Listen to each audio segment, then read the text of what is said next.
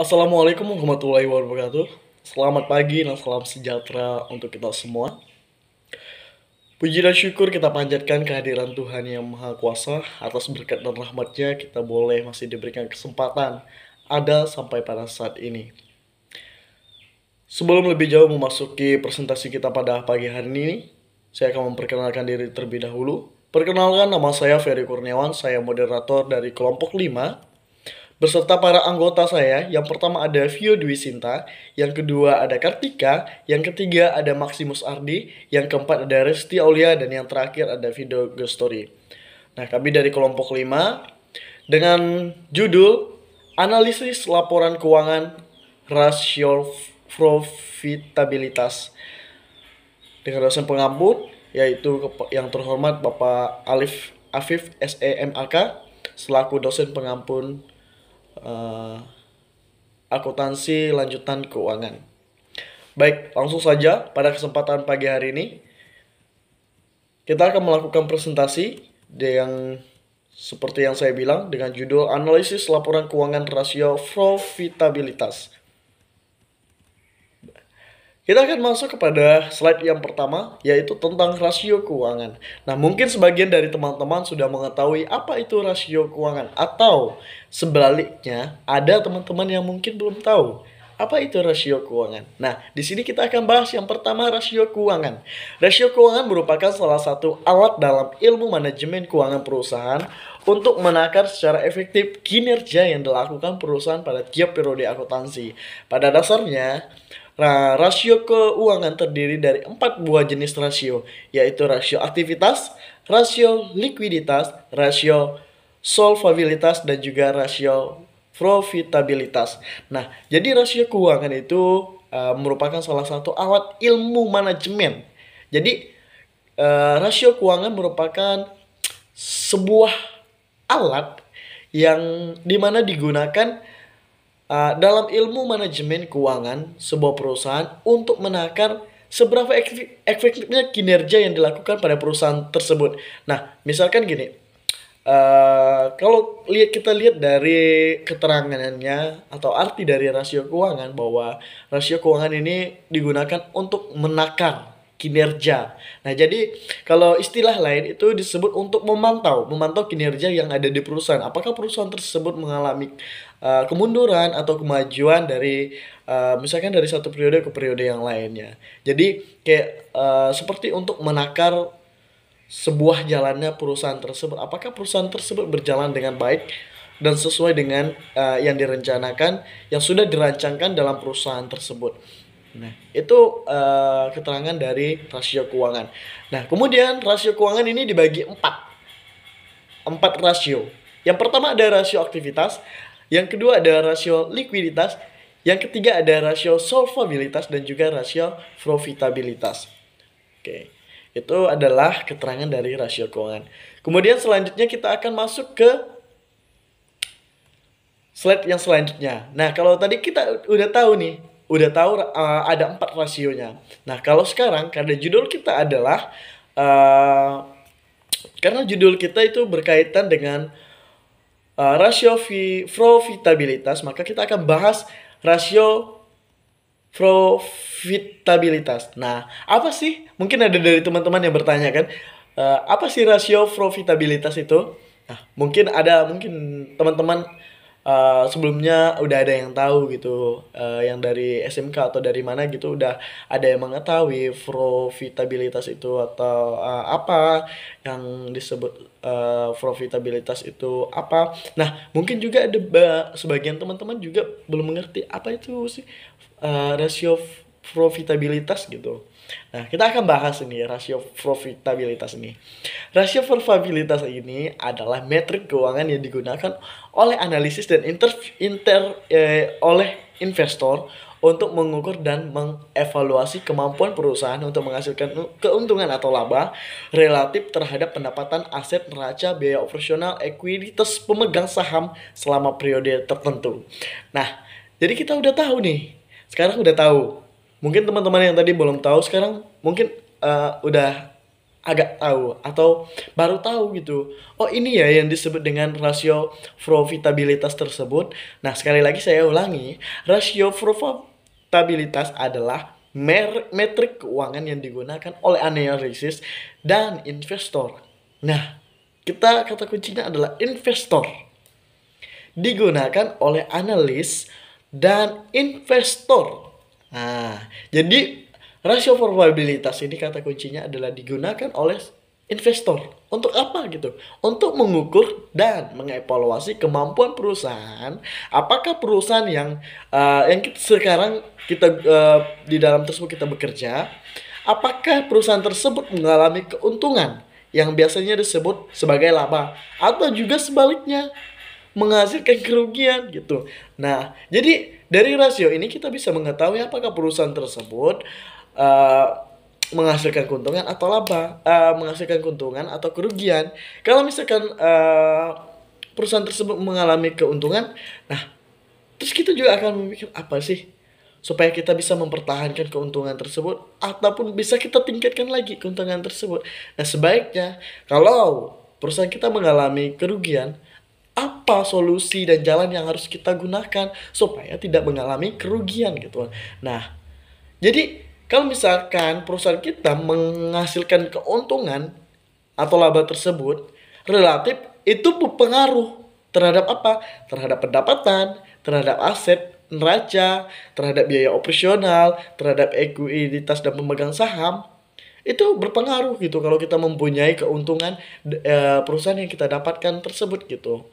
Karena eh, tiap-tiap periode itu akan berubah, nggak selamanya imbang. Jadi keuntungan kita di periode ini mungkin ya misalkan ini 10 juta sebenarnya, keuntungannya 10 juta. Mungkin di periode selanjutnya kita mengalami penaikan, tapi penaikannya hanya berapa persen gitu. Jadi dari yang 10 juta bisa jadi 11 juta, ataupun sebaliknya periode selanjutnya kita mengalami kerugian gitu. Penurunan keuntungan, bukan kerugian. Maksudnya kalau kita periode selanjutnya kita tadi 10 juta, 11 juta, kemudian kita mendapatkan keuntungan 5 juta. Nah, mungkin jadi kayak ada perubahan-perubahan antara periode tertentu, jadi kita mendapatkan keuntungan itu berbeda-beda gitu, tidak setara, karena biasanya dampak dari konsumen atau dari yang kita lakukan di dalam perusahaan tersebut. Nah, itu. Nah, untuk selanjutnya saya serahkan kepada rekan-rekan saya untuk menyampaikan presentasi berikutnya. Terima kasih, saya Ferry Kurniawan. Baik, di sini saya akan melanjutkan penjelasan dari Saudara Ferry. Perkenalkan, saya Vio Dewi Sinta dengan NIM 1910426550. Di sini saya akan menjelaskan tentang rasio profitabilitas menurut para ahli. Yang pertama ada menurut Rianto 2008, yaitu profitabilitas adalah kemampuan perusahaan untuk menghasilkan laba selama periode tertentu. Perusahaan dengan kemampuan menghasilkan laba yang baik menunjukkan kinerja perusahaan yang baik, sebab profitabilitas sering dijadikan sebagai ukur untuk menilai kinerja perusahaan. Yang kedua, menurut Harahap 2009, profitabilitas menggambarkan kemampuan perusahaan mendapatkan laba melalui semua kemampuan dan sumber daya yang ada, seperti kegiatan penjualan, kas, modal, jumlah karyawan, jumlah cabang perusahaan, dan lain sebagainya. Yang ketiga ada Brigham dan Houston 2006, yaitu menyatakan bahwa profitabilitas merupakan pendapatan bersih dari serangkaian kebijakan dan keputusan. Profitabilitas dapat ditetapkan dengan menghitung berbagai tolak ukur untuk yang relevan. Salah satu tolak ukur tersebut adalah dengan rasio keuangan sebagai salah satu analisis dalam menganalisa kondisi keuangan, hasil operasi, dan tingkat profitabilitas suatu perusahaan. Yang keempat ada menurut Munawir 2004, yaitu menyatakan bahwa profitabilitas adalah kemampuan perusahaan dalam menghasilkan laba dalam periode waktu tertentu. Dan yang kelima ada menurut Sawir 2009, yang menyatakan bahwa profitabilitas adalah hasil akhir bersih dari berbagai kebijakan dan keputusan manajemen. Rasio ini memberikan gambaran tentang tingkat efektivitas pengelolaan perusahaan. di mana profitabilitas sering digunakan untuk mengukur efisiensi penggunaan modal dalam suatu perusahaan dengan membandingkan antara laba dan modal yang digunakan dalam operasi. Dan untuk slide selanjutnya akan dijelaskan oleh Saudara Maximus Ardi. Nama Maximus Ardi NIM 19110426527. Saya akan menjelaskan tentang tujuan rasio probabilitas. 1. Menghitung pemasukan laba perusahaan pada periode akuntansi. 2. Menghitung perkembangan laba yang dibandingkan dengan periode akuntansi yang lalu. 3. Menghitung kemampuan perusahaan untuk mengembangkan modal yang digunakan, baik berasal dari modal pinjaman maupun modal sendiri. 4. Menghitung laba bersih yang didapatkan oleh perusahaan setelah dikurangi oleh pihak dengan modal sendiri. 5. Menilai posisi laba yang didapatkan oleh perusahaan dengan yang didapatkan pada periode sebelumnya. Sekian, terima kasih. Perkenalkan, nama saya Kartika, NIM 1910426561. Baik, di sini saya akan melanjutkan penjelasan dari Saudara Maximus Ardi. Manfaat rasio profitabilitas. Yang pertama, mengetahui perhitungan laba perusahaan dari suatu periode akuntansi tertentu. Yang kedua, mengetahui besarnya perkembangan nilai laba perusahaan dari waktu ke waktu. Yang ketiga, mengetahui posisi laba perusahaan tahun ini dibandingkan dengan periode akuntansi sebelumnya. Yang keempat, mengetahui besarnya laba bersih perusahaan setelah dikurangi dengan pajak. Dan yang kelima, mengetahui seberapa produktif perusahaan tersebut dalam mengolah modal sehingga memperoleh laba serta keuntungan. Baik, selanjutnya akan dijelaskan oleh Saudara Vindo Grestori. Fungsi rasio profitabilitas. Yang pertama, sebagai pengukur performa perusahaan dalam menghasilkan keuntungan dari jumlah modal yang diberikan atau dimiliki, baik modal yang dipinjami atau modal yang berasal dari kekayaan pemilik perusahaan. Yang kedua, sebagai pembanding posisi atau jumlah laba yang dimiliki perusahaan pada tahun ini atau saat ini terhadap jumlah laba pada tahun sebelumnya. Yang ketiga, sebagai penyaji data terkait laba perusahaan dari waktu ke waktu sehingga bisa digunakan sebagai sarana evaluasi para stakeholders. Yang keempat, untuk mengetahui besar laba yang didapatkan perusahaan yang dihasilkan oleh total aset dan total ekuitas yang dimiliki. Yang kelima, sebagai pengukur terkait margin laba kotor yang dimiliki atas penjualan bersih, margin laba operasional atas penjualan bersih, serta margin laba bersih atas penjualan bersih. Baiklah, selanjutnya ada jenis-jenis rasio profitabilitas. Yang pertama, margin laba kotor atau disebut juga dengan gross profit margin, yaitu adalah perhitungan antara penjualan dengan beban. Perhitungan GPM berguna untuk mengukur kemampuan perusahaan dalam melakukan controlling terhadap biaya persediaan. Yang kedua, margin laba operasional atau disebut juga dengan operating profit margin, yaitu merupakan perhitungan keuntungan murni atas kegiatan operasional perusahaan berupa proses penjualan yang telah dilakukan. Margin laba operasional sering juga disebut sebagai operating profit margin atau juga disebut dengan OPM, dan merupakan perhitungan yang dilakukan dengan pengabaian kewajiban finansial berupa bunga serta pajak. Yang ketiga, margin laba bersih atau juga disebut dengan net profit margin, yaitu salah satu rasio perhitungan untuk mengukur margin laba bersih atas penjualan yang dilakukan perusahaan. Pengukuran rasio yang satu ini merupakan sarana perbandingan laba bersih setelah pajak dengan penjualan bersih. Selain itu, NPM juga digunakan sebagai perbandingan kinerja perusahaan dalam menghasilkan keuntungan setelah dikurangi semua biaya plus pajak. Yang keempat, ada rasio pengembalian aset atau juga disebut dengan return on asset ratio, yaitu adalah alat yang digunakan untuk menilai presentase laba terhadap total aset yang dimiliki perusahaan.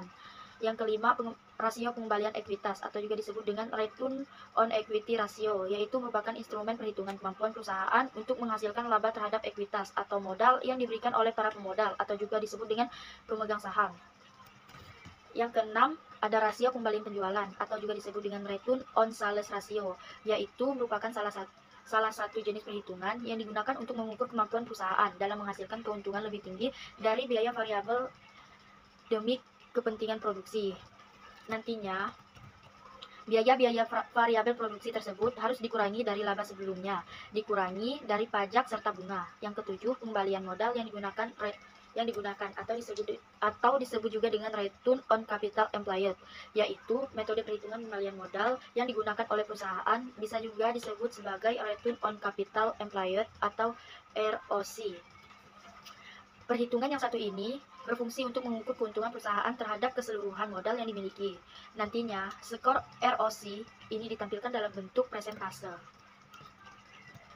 Selanjutnya, yang ke-8 ada Return on Investment, atau juga disebut dengan ROI, yaitu jenis perhitungan rasio profitabilitas perusahaan lain yang perlu diketahui dari ROI atau Return of Investment. Perhitungan rasio profitabilitas yang satu ini menghitungkan profitabilitas perusahaan terhadap total aktivitas yang dimiliki. Perhitungan ini juga bermanfaat untuk mengukur kemampuan perusahaan dalam menghasilkan laba terhadap aktivitas yang dimiliki.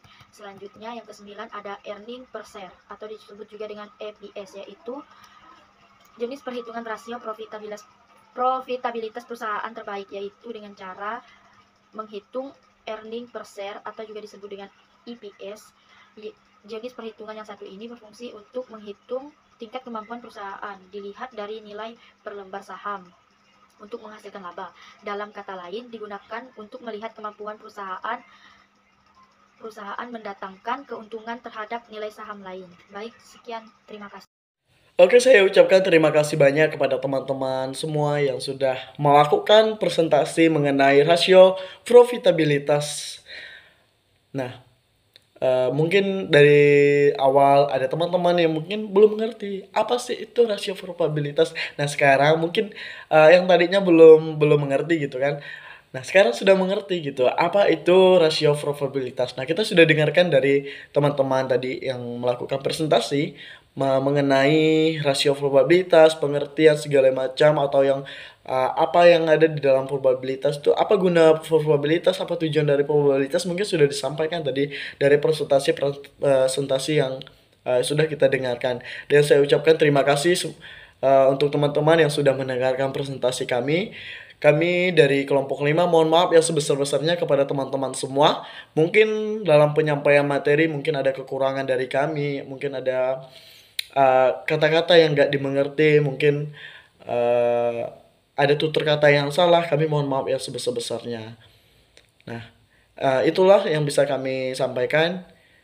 Kami dari kelompok 5. Saya mewakili dari kelompok 5 atas nama moderator dan kelompok 5. Saya Ferry Kurniawan mohon undur diri dan saya mohon maaf atas kata-kata yang tidak enak didengar oleh teman-teman semua, dan saya ucapkan terima kasih banyak kepada Bapak Alip yang selama ini sudah memberikan materi mengenai akuntansi lanjutan keuangan, dan terima kasih juga buat Bapak yang sudah membimbing kami selama 1 semester ini. Saya ucapkan terima kasih banyak Pak. Saya perwakilan dari teman-teman semua dan terlebih dari kelompok 5 kami mengucapkan terima kasih yang sebesar-besarnya sudah mau memberikan kami materi, karena ilmu ini sangat bermanfaat bagi kami semua, bukan hanya kami dari kelompok 5 tetapi kami dari kelas B mengucapkan terima kasih banyak kepada Bapak karena sudah memberikan kami ilmu yang sangat luar biasa ini. Terima kasih. Saya Ferry Kurniawan. Saya undur diri. Selamat pagi dan salam sehat semua.